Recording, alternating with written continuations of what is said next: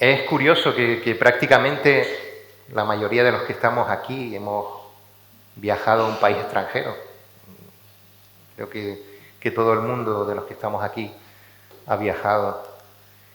Los hermanos y amigos que nos visitan de otros países, lógicamente tuvieron que dejar su tierra natal y viajar al país extranjero de España.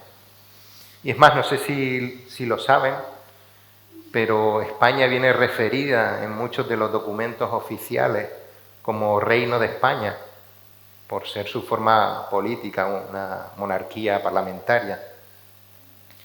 Tenemos un rey todavía. Lo mismo ocurre con los hermanos que hemos nacido aquí en España y hemos viajado al extranjero para poder entrar al país al que visitábamos o al que hemos venido. Tenemos que cumplir una serie de requisitos y si nuestra intención no es solo la de visitar ese país, sino quedarnos indefinidamente allí, debemos cumplir de manera exhaustiva las obligaciones que nos demanda el gobierno. Debemos tener una renta, debemos tener un empleo, formalizar los permisos necesarios, contribuir a la hacienda pública, etc. Y si quieres entrar, como digo, y permanecer en ese reino, en este caso los que han venido, si quieren permanecer en este reino de España, por ejemplo, pues han de aceptar las condiciones propuestas por los gobernantes, porque sin el permiso de ese país, de esos gobernantes, lógicamente no podrían entrar. Alguno podrá decir, bueno, yo he entrado al país de otra forma, de otra manera. El caso es que si te pillan y no cumples los requisitos establecidos por la autoridad del país, te van a echar fuera, no podrás estar en él. Bueno, dando vueltas y vueltas, no pretendo dar una clase hoy de cómo arreglar los papeles o cómo debemos no entrar en un país u otro. Pretendemos hablar de un tema muchísimo más importante, muchísimo más trascendente. Con el texto que hoy nos ocupa, queremos hablar del reino con mayúsculas, del reino de Dios. Un reino al que no va a poder acceder cualquiera, en el que no podremos colarnos, al que solamente podremos acceder cumpliendo los requisitos que Dios establezca. ¿Quién puede entrar en el reino de Dios? Pues saquen sus libretas de apuntar si las tienen y tomen nota del pasaje de hoy que se encuentra en el Evangelio de Marcos, el capítulo 10, los versículos del 13 al 16. Repito, Evangelio de Marcos, el capítulo 10, los versículos del 13 al 16.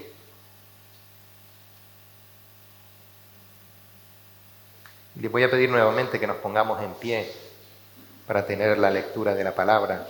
Marcos capítulo 10, versículos del 13 al 16.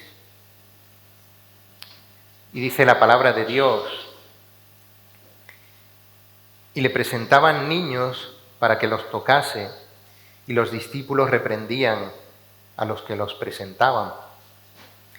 Viéndolo Jesús se indignó y les dijo: dejad a los niños venir a mí y no se lo impidáis, porque de los tales es el reino de Dios. De cierto os digo que el que no reciba el reino de Dios como un niño no entrará en él. Y tomándolos en los brazos, poniendo las manos sobre ellos, los bendecía. Hasta aquí la palabra del Señor, y vamos a poner este tiempo en sus manos con una oración. Señor, Dios Padre Santo, hemos escuchado tu palabra y sabemos que es un privilegio que tenemos como seres humanos el poder disponer de lo que tú has querido dejar dicho para la humanidad. Este Evangelio, Señor, nos muestra a tu Hijo hecho hombre, en cumplimiento de la promesa de salvación que tú presentaste a la humanidad y cuyo destino destino de esta humanidad era la condenación eterna.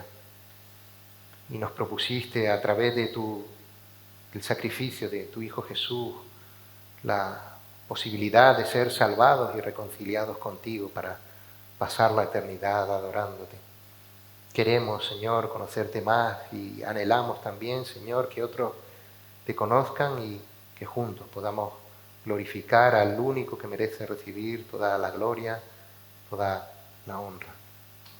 Abre, Señor, nuestro entendimiento para que la humildad que solamente podemos obtener de ti venza nuestro orgullo y nuestra ignorancia y podamos ser testigos de la maravillosa obra de tu Hijo, esa obra que tu Hijo llevó a cabo, y que sea tu voluntad la que dirija nuestra vida. Amén.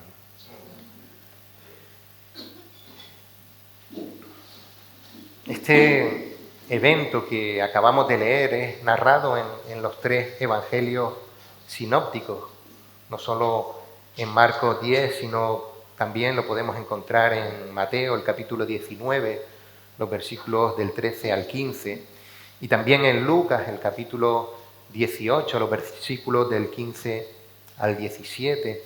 Y a pesar de que es un relato breve,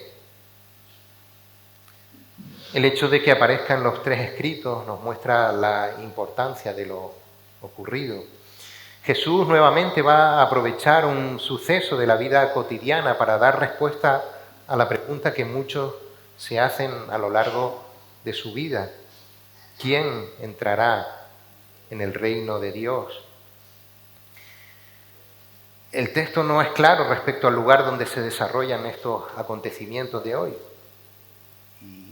Nuevamente podemos notar la rapidez con la que se suceden los hechos en el Evangelio de Marcos y la forma en la que está escrito este versículo 13 nos invita a suponer que Jesús y sus discípulos se encontraban en la casa a la que habían regresado después del encontronazo que tuvieron con los fariseos y que veíamos en los versículos anteriores. Estos fariseos que de forma tramposa habían querido comprometer a Jesús con una pregunta acerca del divorcio, pregunta que Jesús respondió presentando la verdad acerca del matrimonio y su significado para Dios. Y es en esta casa en la que se acercan las personas y le presentaban niños para que los tocasen, y los discípulos reprendían a aquellos que los presentaban. Esta práctica de traer a los niños, a personas influyentes del pueblo judío, era una práctica generalizada. Los padres tenían costumbre de llevar a sus hijos pequeños ante los ancianos de la sinagoga o ante los rabinos importantes para que estos declarasen bendiciones sobre estos niños. Y esa era la intención que tenían los padres que se acercaban a Jesús.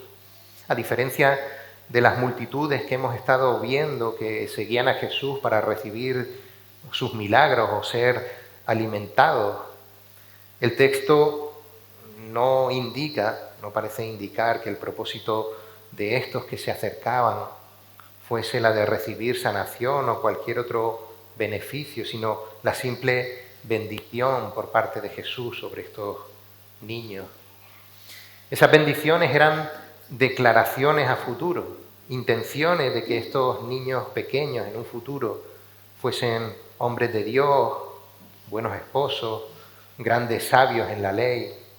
Pero los niños como tales en aquel tiempo no recibían mayor consideración porque en realidad no aportaban ningún beneficio a la familia, ningún beneficio constatable en ese momento. Jesús, en cambio, tenía otra percepción de ellos. Él sí los consideraba.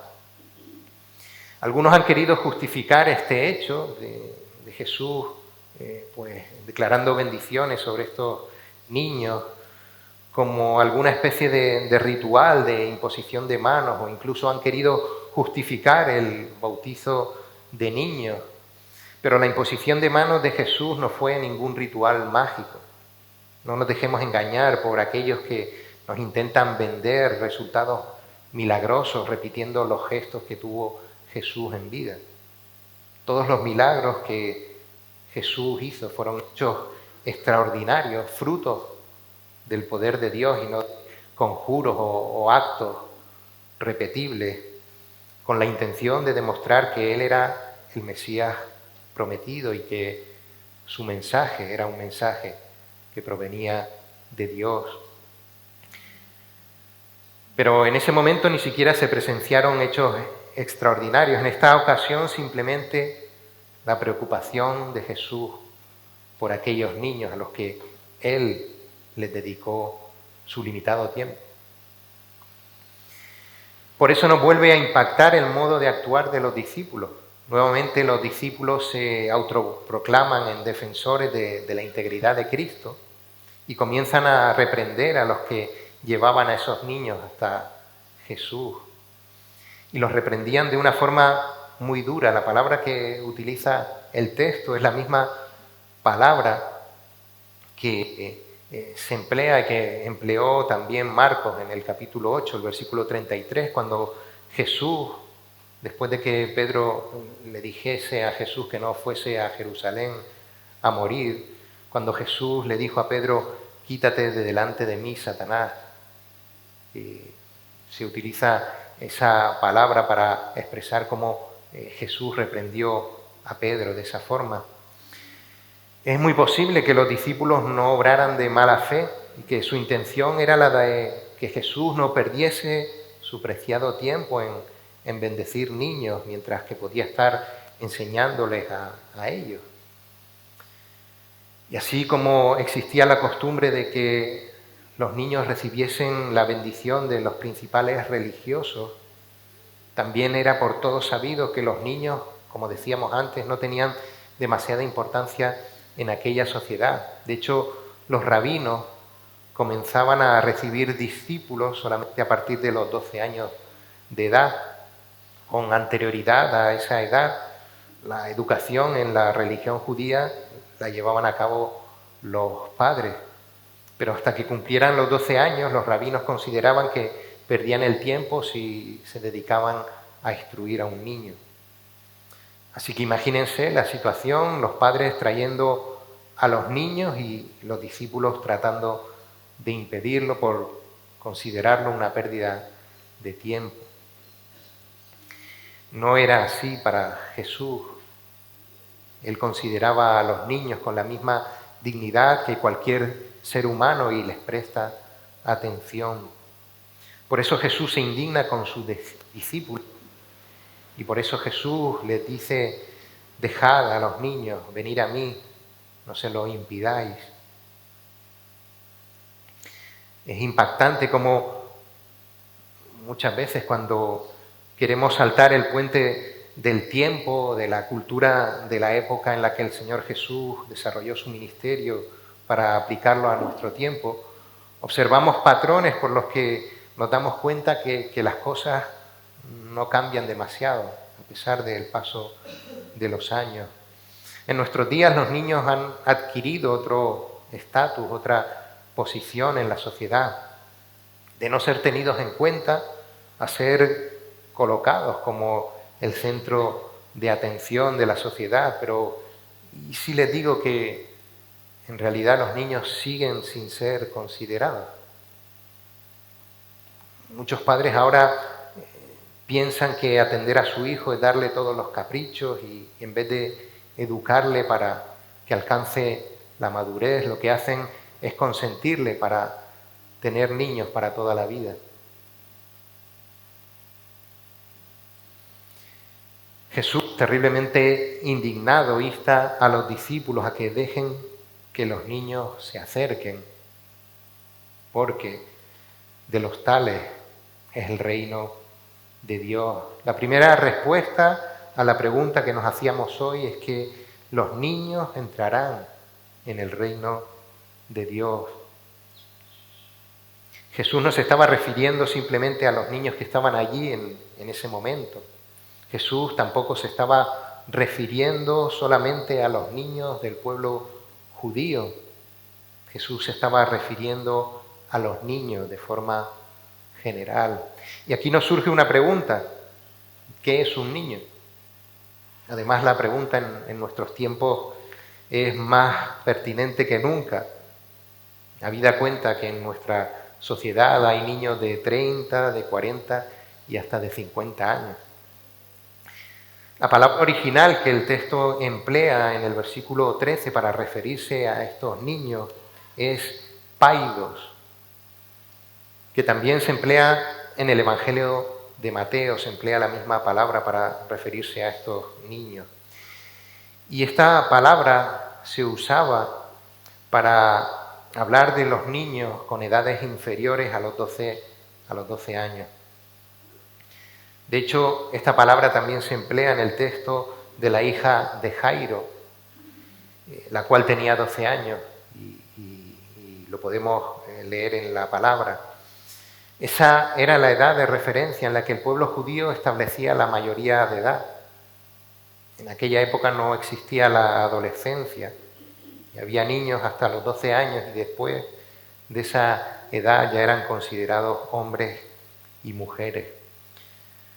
Pero si vamos al Evangelio de Lucas, este emplea otra palabra para referirse a los niños, y es la palabra brefos en el griego, que se empleaba para referirse a los bebés, incluso a los niños que aún no habían nacido y que se encontraban en el vientre de la madre. Por tanto, consideramos que Jesús está transmitiendo en este momento que son salvos aquellos niños que se encuentran en la edad en la que aún no distinguen entre lo bueno y lo malo y no son capaces de entender el mensaje del Evangelio y por tanto no pueden creer para salvación aún. Muchachos que, como dice el texto, aún eran traídos por sus padres a Jesús. Esto no significa que esos niños no sean pecadores. Todos los seres humanos hemos nacido pecadores y no dejamos de serlo. David, en el libro de los Salmos, en el Salmo 51, versículo 5, dice: «He aquí, en maldad he sido formado y en pecado me concibió mi madre». Pero no solamente en el vientre de la madre, sino cuando son las cositas más bonitas e indefensas que puedas ver recién nacido. Confirma el Salmo 58 en el versículo 3. Voy una diapositiva retrasado. En el Salmo 58, versículo 3, dice: «Se apartaron los impíos desde la matriz, se descarriaron hablando mentira desde que nacieron».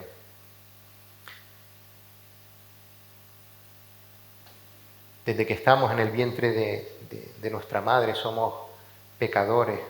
Y cuando los niños van creciendo podemos ver cómo se va manifestando esa maldad que por naturaleza tiene el ser humano, aún inconsciente, pero que se manifiesta en ese egoísmo terrible de los niños pequeños, e incluso la ira que manifiestan cuando se enfadan.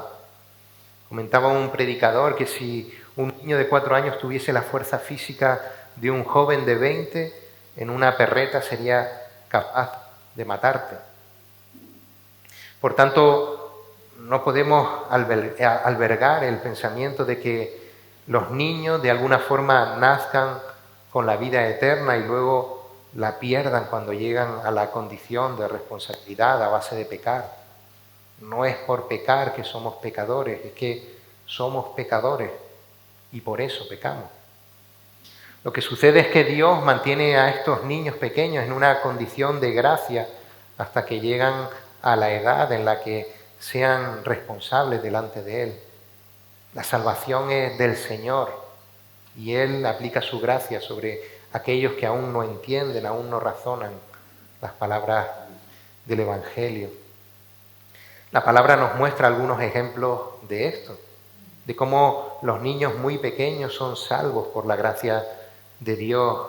En 2 de Samuel 12, cuando David adulteró con Betsabé y luego David hizo que colocasen al marido de Betsabé en primera línea de batalla para que lo mataran.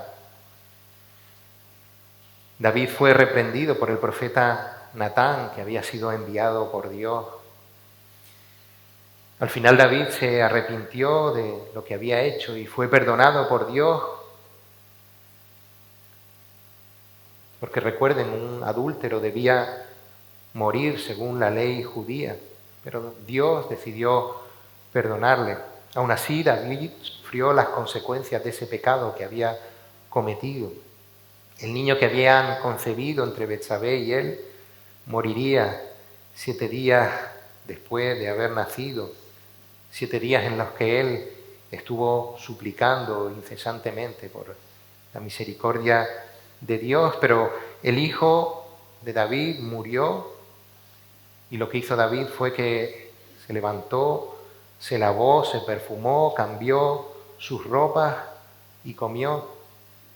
Y los sirvientes lo miraron extrañados y le dijeron: por el niño viviendo aún ayunabas y llorabas, y ahora muerto él te levantaste y comiste pan.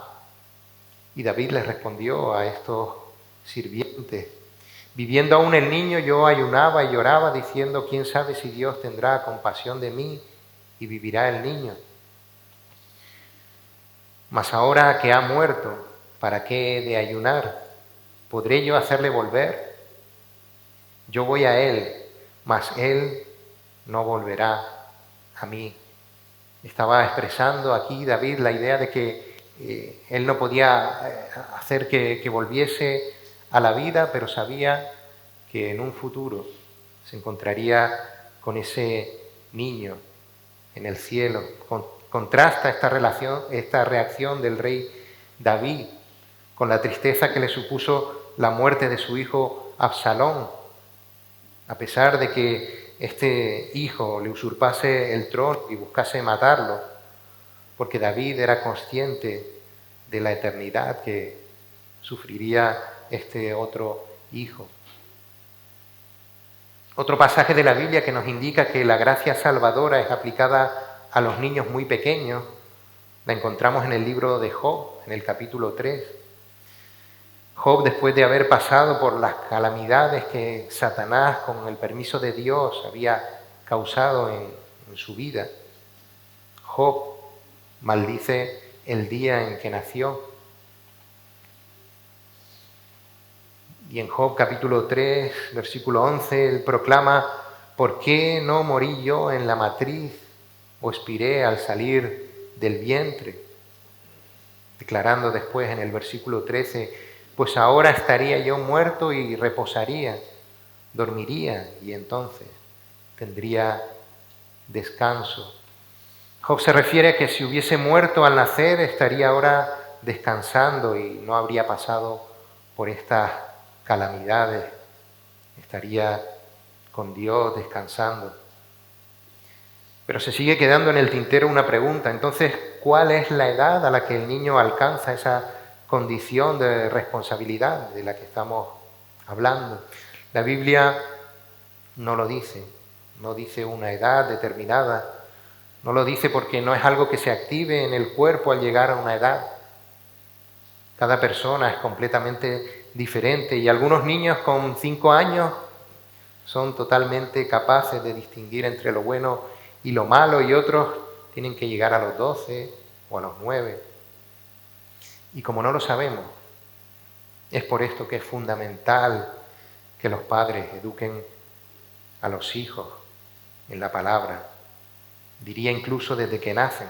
Los bebés son capaces de escuchar tus oraciones, tus cánticos de alabanza a Dios, perciben tus hábitos en tu relación con Dios y con la palabra de Dios. Y este comportamiento no se puede fingir, no se puede forzar. Nace de una vida que sinceramente está en comunión con el Señor. No funciona como una medicina, como una parte más de los cuidados a aplicarle al niño cuando nace. No es como darle el biberón o aplicarle crema en la piel.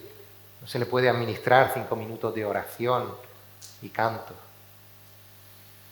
Algunos padres consideran que no deben compartir con sus hijos su vida de creyente y que deben ser los niños los que cuando sean adultos ya decidirán ellos lo que deben creer. Y esta es una de las ideas más absurdas que se escuchan en los últimos años. Los niños cuando nacen pecadores, como ya hemos dicho. Tampoco tienen conocimiento de nada, no saben comer, no saben hablar, y por eso los padres se preocupan en enseñarles a hablar el idioma materno y les enseñan a comer solos y variado para defenderse en un futuro. Después lo envían al colegio para que adquieran conocimiento.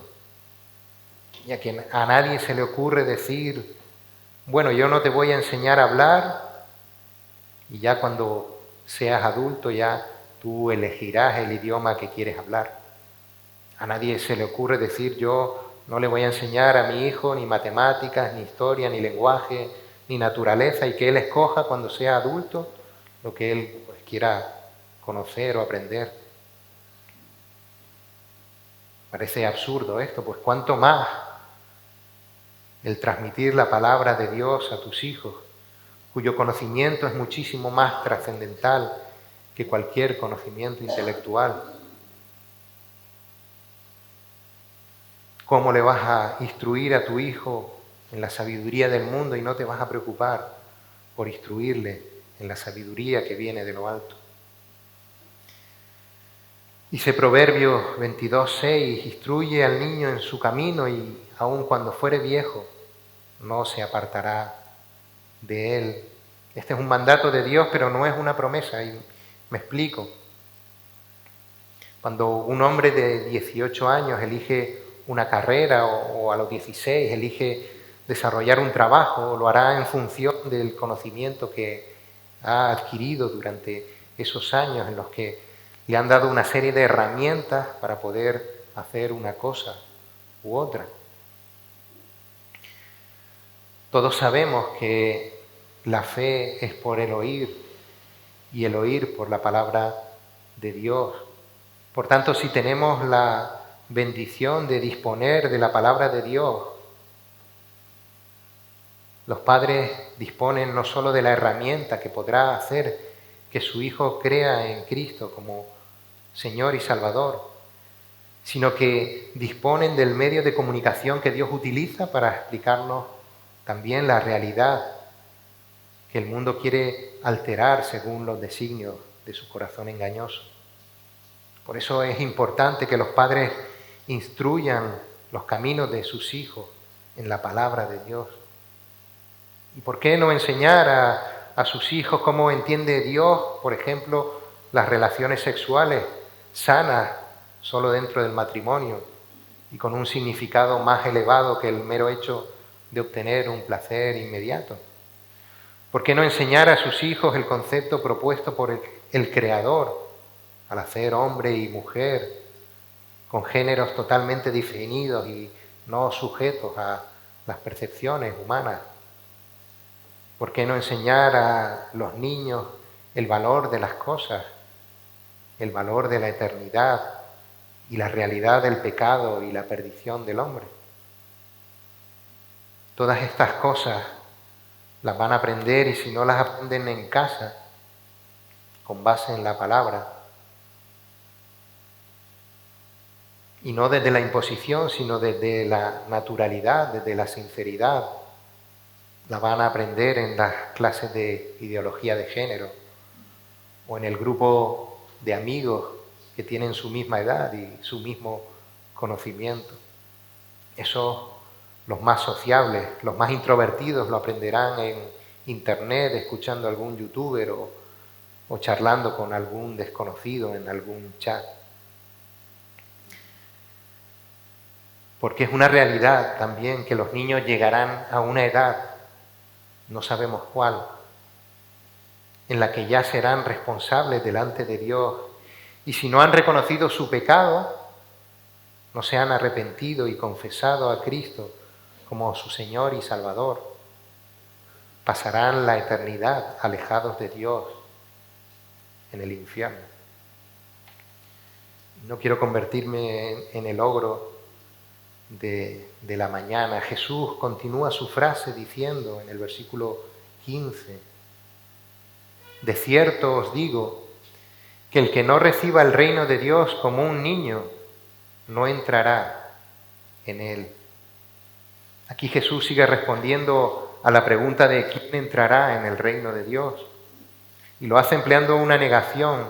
Cristo está empleando la imagen de esos niños que se encontraban allí, esos niños que los discípulos querían apartar, que los discípulos entendían que no tenían en aquel momento ningún valor, para volver a plantear que lo valioso del hombre no se encuentra en aquello a lo que el hombre desde su percepción le da valor. En el anterior capítulo de este Evangelio de Marcos, Jesús ya les había explicado esto cuando los discípulos disputaban entre ellos quién sería el mayor en el reino que estaba Jesús por instaurar. Y Jesús les indicó que la grandeza para Dios se encuentra no en el que ocupa un lugar por encima de los demás, sino en servir a los demás, aunque tú los creas no merecedores de tus atenciones. Jesús fue el mayor ejemplo de esto al morir por nosotros, que somos seres pecadores, egoístas, desagradecidos, desobedientes a Dios, rebeldes. Por eso la analogía que usa Jesús no habla de que la salvación es algo que depende del ser humano, sino que es algo que depende exclusiva y absolutamente de Dios. La salvación es del Señor, dice Salmos 3:8. En Dios solamente está callada mi alma, de Él viene mi salvación. Mas yo con voz de alabanza te ofreceré sacrificios, haré lo que prometí, la salvación es de Jehová. Porque por gracia sois salvos, por medio de la fe, y esto no de vosotros, pues es don de Dios, no por obra, para que nadie se gloríe. Jesús aquí no estaba diciendo que nos tenemos que comportar como niños, haciendo chiquilladas o siendo inmaduros para entrar en el reino de Dios, o lo que es lo mismo, para ser salvos. Está tomando la imagen de esos niños que no tenían aún el conocimiento y que dependen totalmente del cuidado de sus padres. Niños que no pueden hacer absolutamente nada para ser merecedores de su salvación y por tanto que son salvos única y exclusivamente por la gracia de Dios. Esta es una declaración definitiva sobre cualquier idea de una salvación por obra. Es una proclamación de que el hombre necesita ser salvado por un Salvador y que sus obras no sirven para nada. Pero habla también de una actitud de humildad, de una actitud de dependencia. Los niños pequeños dependen del alimento que reciben de sus padres, dependen del cuidado de sus padres, dependen de cómo los padres le indican que deben hacer las cosas. Son como lienzos en blanco que confían en la instrucción de sus padres porque no tienen ningún conocimiento previo, ningún prejuicio de cómo deben ser las cosas y tienen una dependencia absoluta de sus padres. Así ha de ser el creyente que entrará en el reino de Dios. Jesús fue muy claro a este respecto a Nicodemo en la lectura devocional que leímos anteriormente. Le presentó que era necesario nacer de nuevo, no físicamente, sino espiritualmente. Y para poder creer no en tus obras, sino en la obra salvadora de Cristo y ser salvo por ello. A partir de entonces Jesús será también el Señor de tu vida y dependerás de Él como un niño pequeño. Tus decisiones descansarán sobre su palabra. Lo que suceda en tu vida descansará sobre su perfecta voluntad y no dependerá de tus obras. No dependerá de las veces que vengas a la iglesia o las veces que repitas palabras creyendo que de esa manera estás orando. Tu vida será una vida dependiente de Cristo y eso luego se reflejará en tu forma de actuar.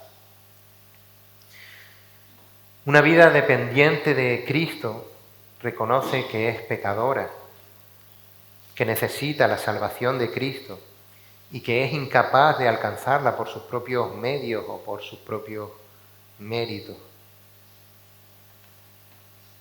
Esto es lo que Jesús en el Sermón del Monte identificó como bienaventurados los pobres en espíritu, porque de ellos es el reino de los cielos. Jesús habla de estos pobres en espíritu, y los pobres en espíritu son aquellos que no piensan en que lo saben todo acerca de la vida, que se dejan aconsejar en la palabra por hermanos que la conocen. Son aquellos que siguen reconociendo que son pecadores y dependen continuamente de Dios para no pecar. Y que no se escudan en el legalismo pensando que siguiendo al pie de la letra las pautas cristianas van a recibir el favor de Dios. Estos pobres en espíritu son como niños. Pero también aquellos que padecen persecución por causa de la justicia, porque de ellos es el reino de los cielos. Y no estamos hablando de aquellos que quebrantan la ley y por eso son perseguidos. No estamos hablando de los que son perseguidos por la policía por haber cometido un delito. Hablamos de aquellos que por proclamar la palabra, por defender el nombre de Dios por encima de sus intereses personales, reciben el desprecio, el rechazo, la burla. Aquellos que son capaces de rechazar un trabajo que atenta contra los principios de Dios.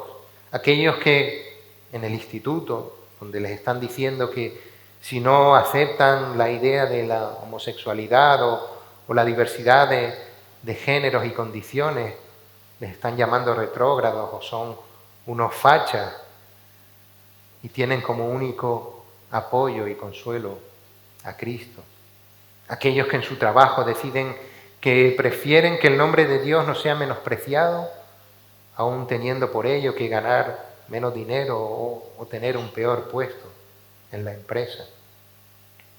Aquellos que por defender las verdades de la palabra van a poner en riesgo incluso su propia vida. Los que han renunciado a sí mismos, han cogido su cruz y han seguido a Cristo. Estos son como niños, que colocan a Dios por encima de todas las cosas, que se fían de la protección y soberanía de Dios y confían en el gran galardón de los cielos. Jesús concluye tomando en sus propios brazos a los niños. No es simplemente una formalidad, Jesús los consideró de tal manera que decidió dedicarles su tiempo, mostrando la importancia de atender desde bien pequeños a los que un día serán hombres y mujeres. En resumen, Jesús nos aporta una visión tranquilizadora, primeramente acerca de lo que sucede con los niños pequeños que aún no tienen la conciencia o la capacidad de pecar. Niños que aun teniendo una naturaleza pecadora heredada de Adán y Eva, no son capaces de distinguir entre lo bueno y lo malo y por tanto la gracia de Dios actúa sobre ellos y se benefician de la redención en Cristo porque aún no actúan conscientemente como pecadores. Todos esos niños malogrados en el embarazo, que han muerto siendo muy pequeños, los encontraremos alabando por la eternidad a Dios.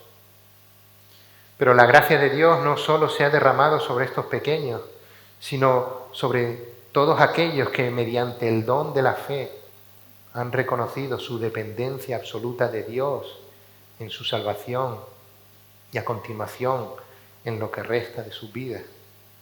Aquellos que con humildad, con la obediencia, con la confianza con la que un niño descansa en sus padres, así lo hacen con Dios. Padres, dejen que los niños se acerquen a Cristo, instrúyanles en la palabra. Instruir a un niño en la palabra no es traerles los domingos a la iglesia solamente y sentarlos al lado de ustedes. No es mandarles a orar antes de comer o al acostarse. No es enseñarles el lenguaje de las iglesias evangélicas o contarles historias bíblicas para entretenerles. Ellos deben conocer la realidad de su pecado, la necesidad de arrepentirse y de acudir a Jesús para ser salvados. Ellos deben ver en ustedes que su relación con Cristo no son simplemente gestos, como si la iglesia fuese un club social al que asistir. Los niños necesitan que ustedes, sus padres y madres, les expliquen las realidades de este mundo desde la perspectiva que Dios nos transmite en su palabra. Y no existen temas tabús con los niños. Simplemente procuren que no sea el mundo y sus anhelos quien defina el conocimiento de sus hijos. Procuren formarse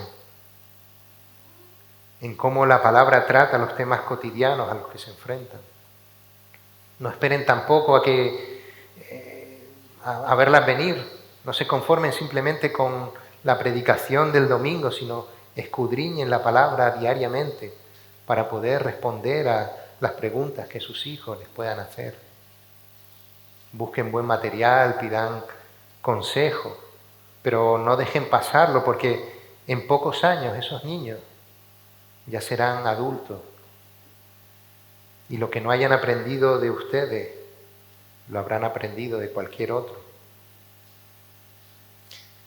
Dejar que los niños se acerquen a Cristo es acercarles todas las herramientas de que dispongan para aproximarles a su palabra. Sin olvidar que la salvación no depende de lo que nosotros hagamos, ni la salvación de los hijos, ni la nuestra propia, depende de nosotros, sino que la salvación es de Dios. Por eso es que dependemos totalmente de su sacrificio en la cruz y de la fe que Él nos da para creer en Él. Una dependencia que es muy similar a la dependencia completa que tiene un niño pequeño, del que le guarda, del que le protege. Supone reconocer nuestra incapacidad para salvarnos a nosotros mismos. Supone reconocer que necesitamos que Dios nos salve. Supone reconocer que no somos el centro del universo, que nuestra búsqueda no es la de cumplir nuestros deseos y metas, sino las metas que Dios va a poner en nuestra vida. Que nosotros no somos lo más importante, sino que lo es Dios. Supone reconocer que nos equivocamos en la forma de considerar a los demás. Supone reconocer que somos orgullosos, que somos caprichosos. Supone abandonar todas aquellas cosas que Dios nos muestra que no edifican para que el nombre de Dios sea glorificado. Supone la obediencia a Cristo por encima de nuestros sentimientos. Supone reconocer nuestros errores y acercarnos ante el trono de la gracia para alcanzar misericordia y hallar gracia para el oportuno socorro. A los amigos que nos visitan de este modo, sin prejuicios, sin los conocimientos previos adquiridos fuera de lo que dice la Biblia, como lienzos en blanco que han de escribirse con los conocimientos que contiene la palabra de Dios. Así, de esta manera, han de acercarse a Jesús. Él les ha traído hoy aquí para que escucharan que no son ustedes especiales, que no son personas especialmente espirituales y que es por eso que Dios les ha elegido para que estén hoy aquí escuchando su palabra, para que escuchen que no son buenos y que son pecadores, que sus buenas obras no les van a salvar, que el acudir todos los domingos a las 12 de la mañana aquí a este lugar no les va a salvar, que su conocimiento científico, que su conocimiento histórico o su conocimiento religioso no les salvará de la condenación eterna. Que solamente la gracia de Dios manifestada en el sacrificio de Cristo en la cruz y creída por fe, sin demostraciones científicas, les permitirá estar en el reino de Dios. Y se darán cuenta de esto no cuando ustedes lo planeen, o cuando lo quieran los pastores, o cuando lo quieran sus padres o sus hijos, sino cuando Dios lo estima oportuno, sabiendo que es por la voluntad de Dios establecida antes de la fundación del mundo. Siempre termino las predicaciones haciendo una reflexión para los creyentes y para las personas que nos visitan. Pero a pesar de que las palabras dirigidas desde este púlpito siempre lo son para todos los que estamos aquí, quería aprovechar hoy para dirigirme a los niños que están en el local hoy. Hay niños. Espero que estén despiertos todavía. No sé si han entendido lo que hemos dicho hoy. Hoy hemos hablado de lo importante que es que reciban formación de parte de sus padres. Que sus padres les enseñen acerca de Jesús. Ellos tienen que enseñarles que ustedes son pecadores y que tienen que arrepentirse y confiar en Jesús como Salvador y Señor. Salvador de sus vidas, salvándoles del infierno y de la muerte, y Señor, porque deberán obedecer a Jesús por el resto de sus vidas. Un consejo que les doy: obedezcan a sus padres. No es una invención mía, sino que Dios nos lo dice en la Biblia. Dice: honra a tu padre y a tu madre, como el Señor, tu Dios, te ha mandado, para que tus días sean prolongados y te vaya bien en la tierra que el Señor, tu Dios, te da. Pregúntenle a sus padres qué dice la Biblia sobre los amigos, qué dice la Biblia sobre los niños y las niñas, qué dice la Biblia sobre el uso del dinero, qué dice la Biblia sobre la diversión, sobre cualquier tema que se les ocurra preguntar. Pero sobre todo busquen, niños, conocer qué dice la Biblia sobre Jesús. Y pregúntenles a ellos, a sus padres, porque ellos les quieren y siempre van a buscar lo mejor para ustedes. ¿Acaso un amigo de clase que tiene la misma edad que ustedes, que tiene el mismo conocimiento que ustedes, que tiene conocimiento nulo de las cosas, va a saber más que sus padres, que incluso tienen el conocimiento que Dios les ha dado a través de la Biblia? Porque va a llegar un día que con todos esos conocimientos sobre Jesús que sus padres les han transmitido, incluso con alguna idea que hayan escuchado de alguno de nosotros aquí en el púlpito, tengan que reconocer que necesitan la salvación en Jesús y creyendo en Él se bauticen. Y puede que algunos que piensan que son niños ya están en la edad de hacerlo. También hay jóvenes aquí, y jóvenes, ustedes ya no son niños. Ustedes ya no están bajo el amparo de esa gracia que Dios tiene con los niños que todavía no saben distinguir entre lo bueno o lo malo. Jóvenes quizá de 10, de 11, de 12 en adelante, que ya conocen a Jesús, que ya son conscientes de que son pecadores, que ya saben que necesitan ser perdonados por el sacrificio de Jesús en la cruz. Ahora es el momento. No hay señales especiales, sino simplemente confiar como un niño en el cuidado de Cristo a partir de ahora y dar público testimonio mediante el bautismo.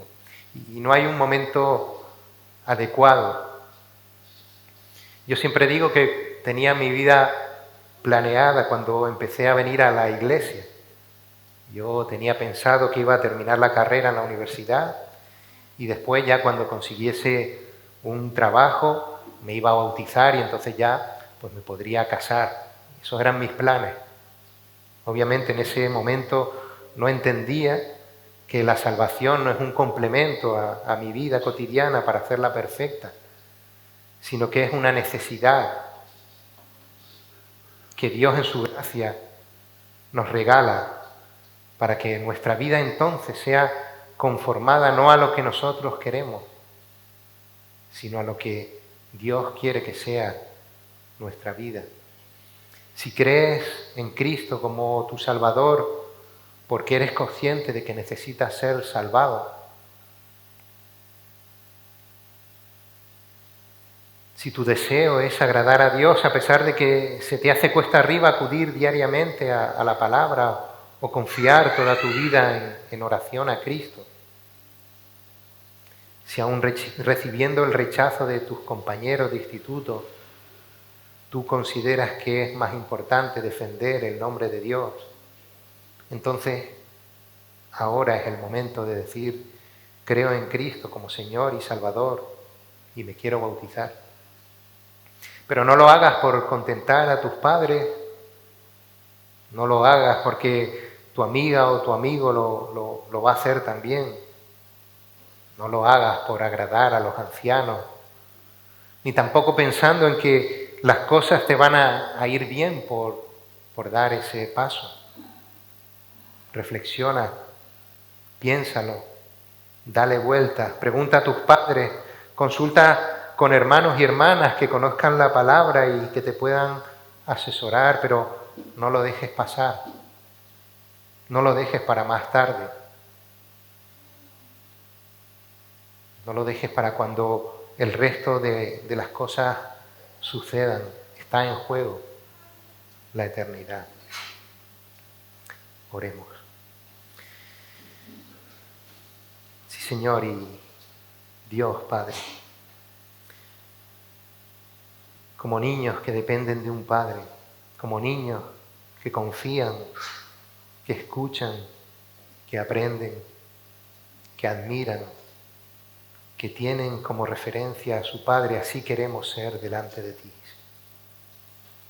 para que tú nos moldees conforme a tu voluntad. Tú no haces acepción de personas y te acercas al pecador para restaurar la relación rota por nuestro pecado.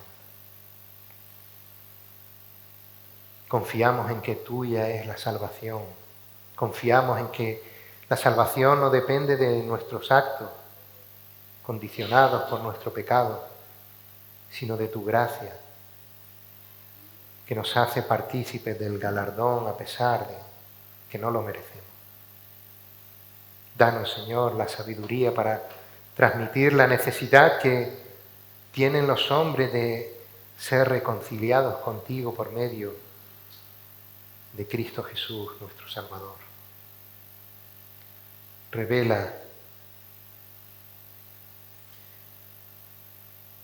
a aquellas personas que tú has escogido, Señor, la realidad del pecado. Pon humildad en sus corazones para pedir perdón en arrepentimiento y gratitud por el regalo de la cruz.